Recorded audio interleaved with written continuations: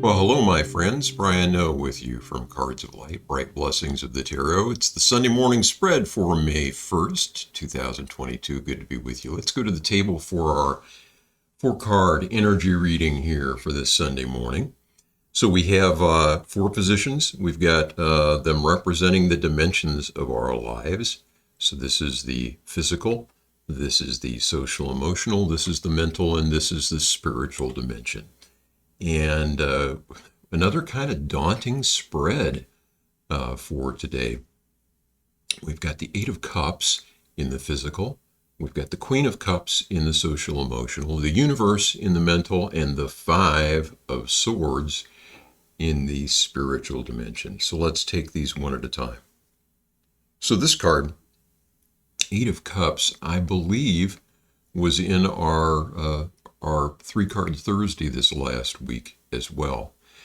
And it was sort of the ending card in that spread. In the beginning of this one, Crowley styles this indolence. I think of this card as being about walking away from something and leaving it unfinished. And I get a fairly strong feeling from this card this morning that it is about something in the financial realm, that it is about an investment and, just getting out of it, or perhaps a business venture of some kind, and just saying, okay, enough of this, I'm done. Something about finances. There's also a possibility here that this may be about a physical habit or maybe even an addiction, that it's just time to just clear out of there, just walk away, and not think about it anymore, not talk about it anymore, not obsess about it anymore, just be done with it. So that's the feeling I get from that card. Not a particularly happy card to start the spread, but sometimes we got to walk away from things. And that's the impression that I'm getting from this one. Queen of Cups. I do love this card. This is the court card of empathy. You can see this character reflected in the pool here. Energetically, this card represents the rank of water in the suit of water, cups being the suit of water, and queens being the rank of water. So this is all about reflection, about depth. And coming here as it does in the social, emotional dimension, I would say that calls us to be more empathetic with people and to reflect back. I'm going to share just quickly, and I'll try and find a link to share about this too, a really cool listening technique that can help one cultivate empathy.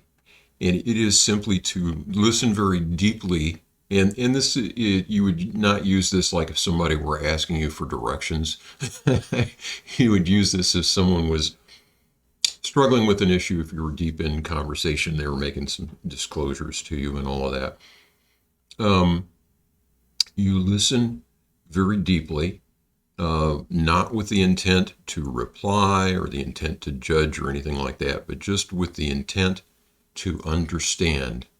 And then you can verify that you are on the right track by repeating back to the person the sense and the feeling of what they have shared with you. So it's not just parroting back what they have said, but it's not asking questions, things like that. It is, to kind of pry information loose from them or whatever.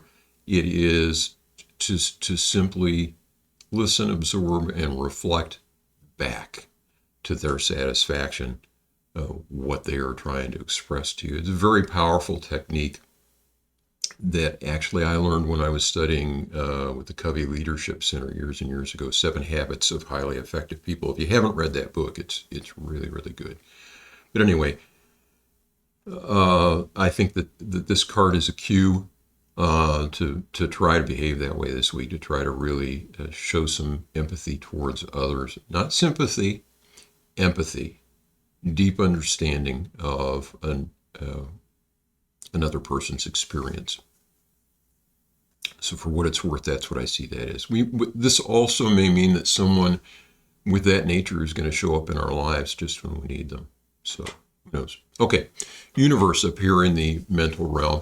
And this card is about completions and about kind of the whole enchilada. You know, everything is there for us. It also, for me, represents the idea that it's all one, that everything that we experience as material reality, each of our individual souls and spirits, is really all a reflection of the one source of things. We've got the four animals, the four evangelists around the card here, which also represent the fixed signs of the zodiac. So we're looking at the whole big landscape of everything that we can see and experience and sense, and everything that we can't. So here coming as this does in the realm of the mind, in the mental dimension of our lives, this is another call to spend some time in meditation, I think, and to be able to do our best to directly experience that oneness and that unity of all things. And I'll have a link, again, along with the video that has some resources on that if you're interested. But that's the way that I would look. Could also mean that we are coming to the completion of something significant. It's getting near graduation time. So in coming in the mental realm, sort of a summing up and a completion of a cycle there for a lot of people. May just be that energy coming through. But okay, we get over here to the spiritual realm, and this is one of the scariest cards in this Book of Thoth deck. It's also beautiful. The colors are beautiful. I love what Lady Harris has done with this idea.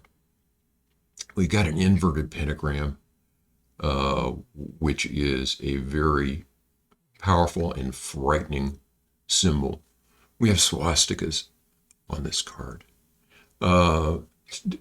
This deck was developed at a time in the last century that was not a happy time. It was developed during World War II.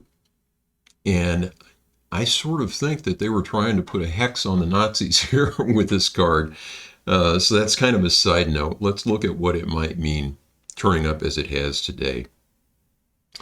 Crowley has it styled defeat. I think of this card as change, and particularly, so swords are the suit of the mind, the suit of the air.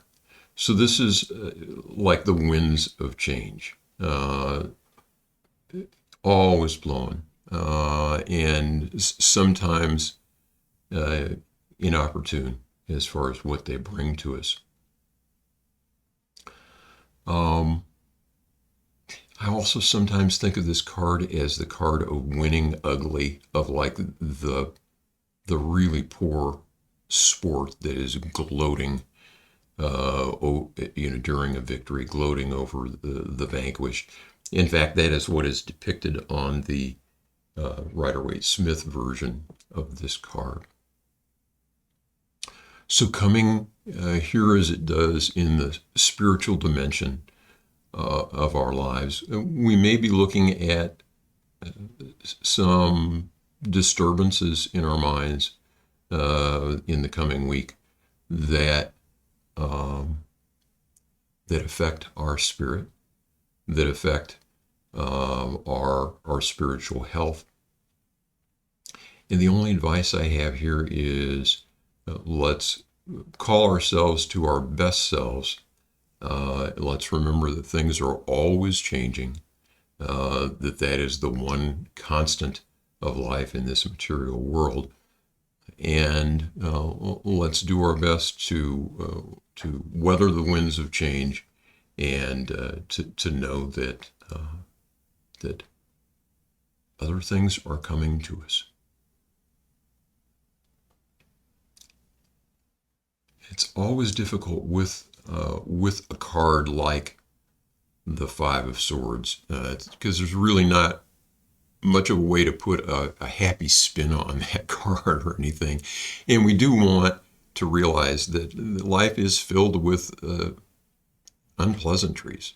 And we can't just kind of gloss those over and act like they aren't there. So, but that's a daunting card spread this week. I would love to hear your thoughts if any of this is resonating with you in your life. If you are a reader and would see these cards differently than I have, I would love to hear that. You can either leave comments here with the video or pop on out to the weblog at brightblessingstarot.com. I'll be back on Thursday for 3-Card Thursday. In the meantime, I hope that you are happy and healthy and safe and taking care of yourself. We'll see you.